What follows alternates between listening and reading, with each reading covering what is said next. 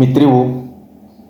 Contarles esto todavía se me complica porque es una herida que yo llevo aquí adentro desde hace mucho tiempo.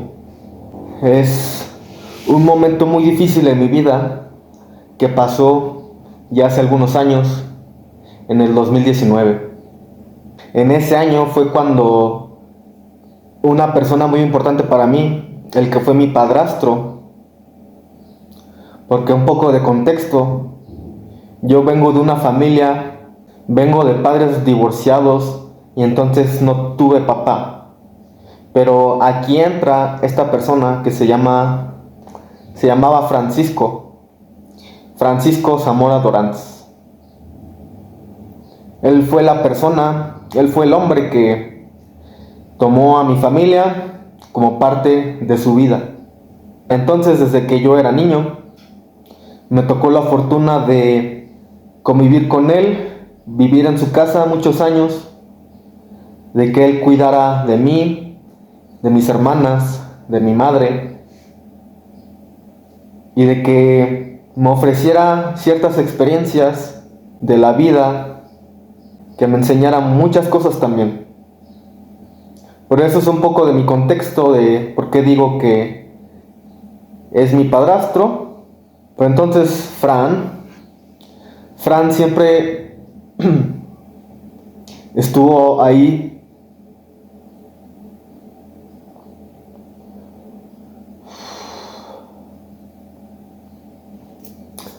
Fran estuvo ahí para mí desde que yo era niño, desde la primaria, la secundaria, hasta la preparatoria. Yo viví con él hasta que tuve unos 15 años. Y de ahí, por ciertas diferencias entre nosotros, entre mi familia y él, tuvimos que separar caminos. Entonces yo recuerdo que cuando tuvieron un problema mi mamá y él, yo tuve que ir con mi familia en otro estado para irme a vivir con ellos mientras ellos se arreglaban, pero no se arregló nada. Entonces yo no sé cuántos años tenía, era niño, estaba en sexto de primaria, entonces yo terminé ese año en otro estado y luego regresé para aquí, para donde yo nací, que es Querétaro, y me encontré con que la relación que tenía mi mamá con él, con Fran, se había terminado y pues que ya no vivían juntos.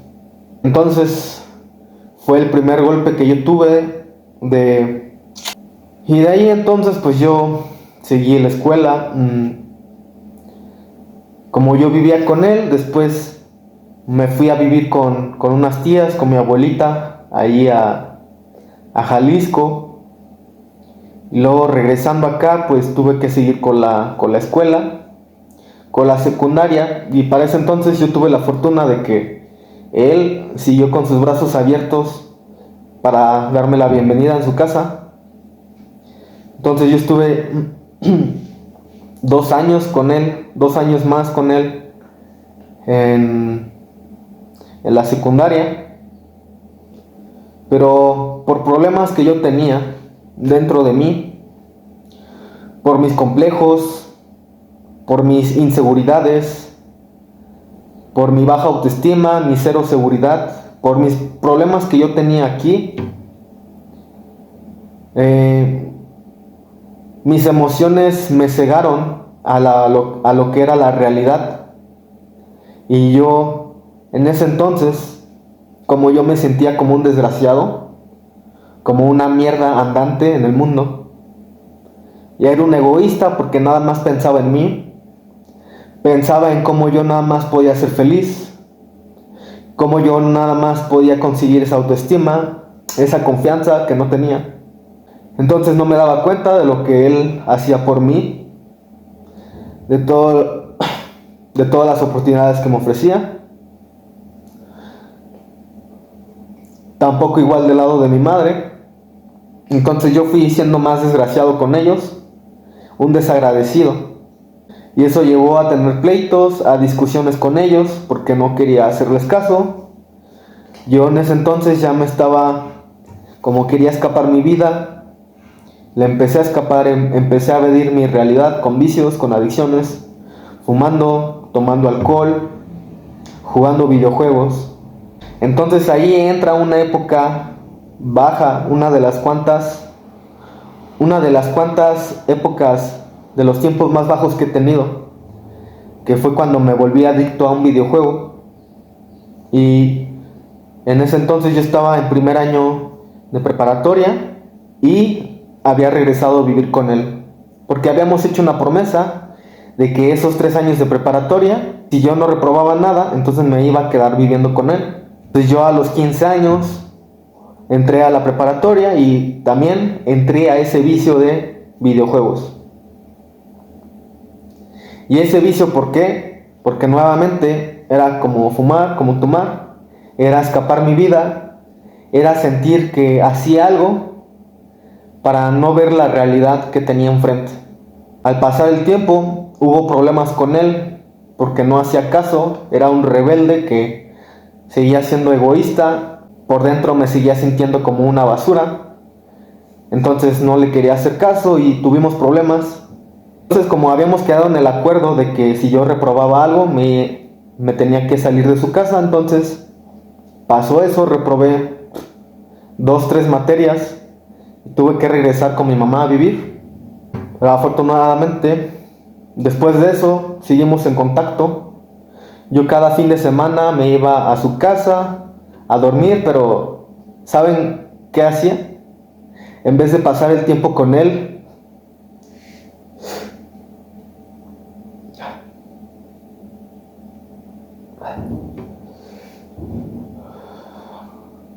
y de aprovechar que podía convivir con él, seguía en la misma mierda con los videojuegos. Me dormía a las 5 de la mañana, me despertaba hasta las 2 de la tarde, nada más para comer y repetir. Es lo único que hacía. Así pasó el tiempo, hasta que yo fui cumpliendo 17 años. Pues seguía ya saliendo de la preparatoria y pues yo seguía saliendo de fiesta, tomando alcohol, haciendo drogas, pero él seguía apoyándome, seguía echándome la mano a cuando eran momentos difíciles, que yo usaba lentes, no tenía dinero para comprar lentes, entonces él me ayudaba. Y así fue cuando dejamos de hablar por un rato. Dejamos de hablar como por varios meses, casi un año, porque me enojé con él, porque problemas que no tenía nada que ver con él, tenía todo que ver conmigo, porque yo por dentro seguía roto. Pero en ese entonces yo estaba muy emocionado porque iba a entrar a la carrera, a la escuela, a la misma escuela en la que él había estado, en el ITQ, que es la universidad en la que iba a cursar ingeniería. Entré, hice el examen y me acuerdo que le marqué un sábado en la mañana para decirle, le había marcado para esperar si me contestaba o si no me contestaba, porque yo sabía que él había estado allí, entonces yo quería compartir eso con él, ¿no? Entonces le marco, me contesta y le platico que estoy allí y que me da mucho gusto de volver a hablar con él. Y pues de allí en ese momento fue como una reconciliación en la que volvimos a hablar. Y yo seguía la carrera, igual a veces lo veía, algunos días salíamos y ahora sí, como ya estaba un poco más maduro yo, pues hablábamos un poco más seriamente, pero al final de cuentas yo seguía igual, yo seguía la misma situación en la que por mis complejos, mi baja autoestima, yo seguía siendo un egoísta que nada más pensaba en mí. Pero entonces llega el año 2019, cuando yo por parte de mi madre recibo un dinero porque vendieron una casa. Entonces con ese dinero fui capaz de comprarme mis brackets. Al menos usé sabiamente una parte de ese dinero, me compré libros, mis brackets, pagué otras cosas en la escuela de la que había salido. Pero con ese dinero también fui capaz de invitarlo a comer. La primera vez que yo lo hacía, le invitaba algo a él. Y recuerdo que fuimos a nuestro lugar de que siempre íbamos cuando yo era más joven, más niño. Un lugar que se llama Las Brisas, que es un restaurante de mariscos.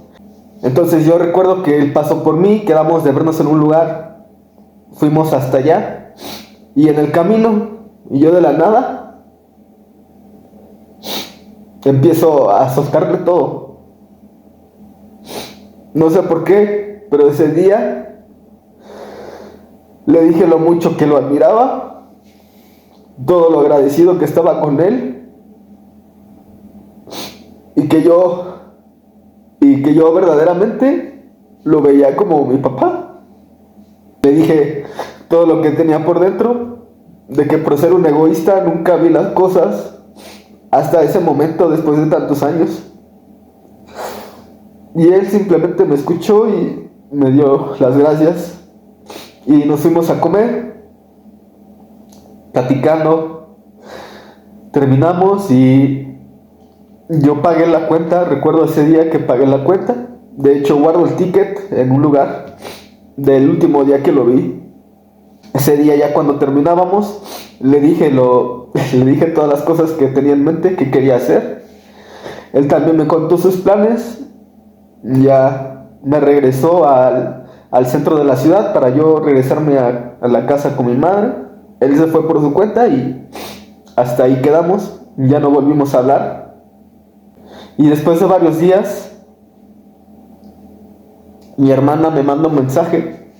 Me manda un mensaje diciéndome que Fran necesita ayuda. Y yo me saqué de onda, pero ¿ayuda de qué si lo acabo de ver? Y me dice que está en el hospital muy grave porque tuvo un accidente. Yo recuerdo que ese día me bañé con agua fría para despertar. Me fui corriendo al hospital donde estaba y me tocó verlo en la camilla. Estaba, por un accidente que tuvo, se cayó de unas escaleras.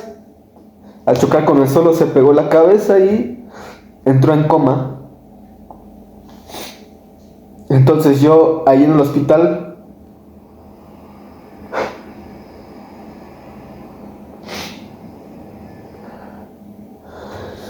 ahí con él, recuerdo que lo veía y sus manos, cuando lo tomé, estaba frío. Estaba frío y le conté nuevamente que ojalá todo saliera bien. Obviamente no sé si me escuchó.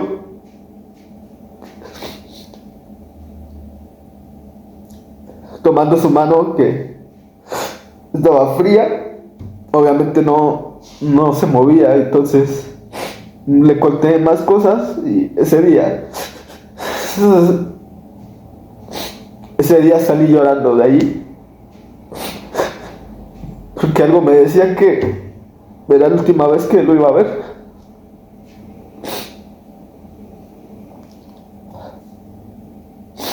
Estuvo ahí en el hospital como 2-3 días tratando de ver si respondía, pero no. Entonces él falleció un 28 de octubre del 2019.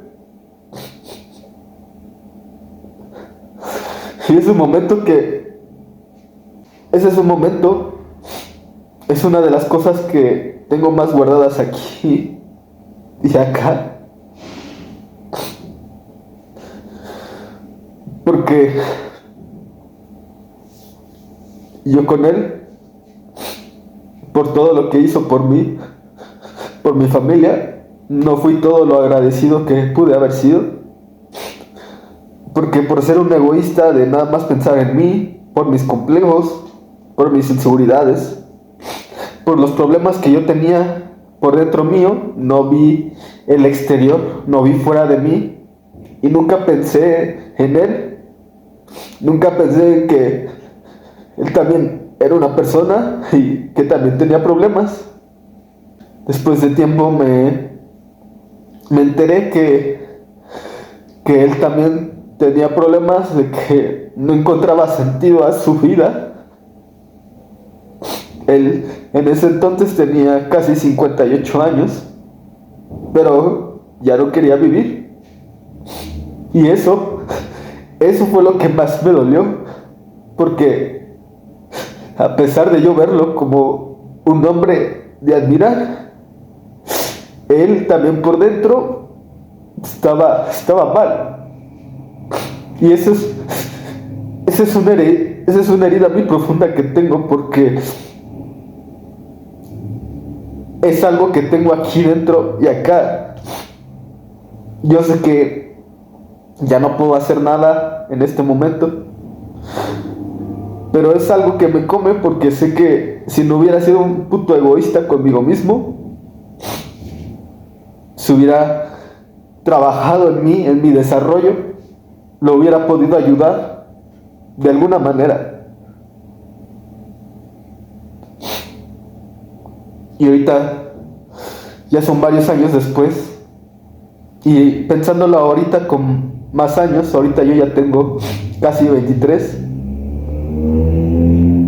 Doy gracias al mundo por haberme puesto a esa persona en mi camino, que yo veo como alguien, como un hombre, alguien de admirar, que tomó responsabilidad de mí, de mi familia, sin que nadie se lo preguntara. Entonces por él literalmente yo estoy aquí y estoy hablando contigo. Gracias a él, porque literalmente no sé qué hubiera pasado de mi vida si él no me hubiera tomado.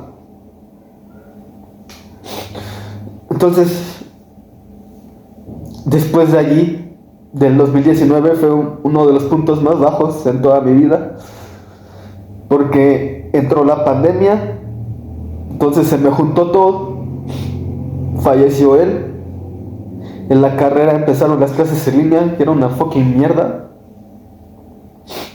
por mis problemas con el alcohol y con la marihuana.